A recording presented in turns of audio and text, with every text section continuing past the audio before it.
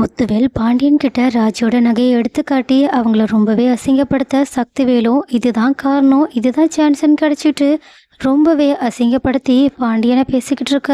இதை கேட்டுட்டு கோவப்பட்ட ராஜியும் ஒரு நிமிஷம் நிறுத்துங்க எல்லாரும்னு அவங்க உண்மையை சொல்ல ஆரம்பிக்கிறாங்க. அதாவது தான் காதலிச்சதே வேற ஒரு ஆள், அவன் என்னை ஏமாத்திட்டு நகையை திருடிட்டு போயிட்டான். அந்த நேரத்தில் நான் தற்கொலைக்கு முயற்சி பண்ணுற நேரத்தில் என்னை கதிர் வந்து காப்பாற்றினான்.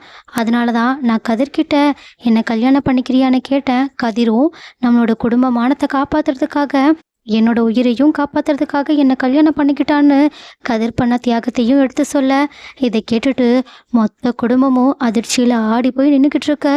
ராஜையும் அழுதுகிட்டே கதிரை பார்த்துட்டு இருக்க. கதிரும் தனக்காக ராஜி இப்படி ஒரு துணிச்சல்னால விஷயத்த பண்ணியிருக்காங்களேன்னு சொல்லிட்டு ரொம்பவே வியப்போட ராஜியை பார்த்துக்கிட்டு இருக்காங்க. ஸோ கைஸ், இந்த உண்மை தெரிஞ்சதுக்கு அப்புறமா அடுத்த பாண்டியன் குடும்பத்திலையும் ராஜியோட குடும்பத்திலையும் என்ன நடக்க போகுது?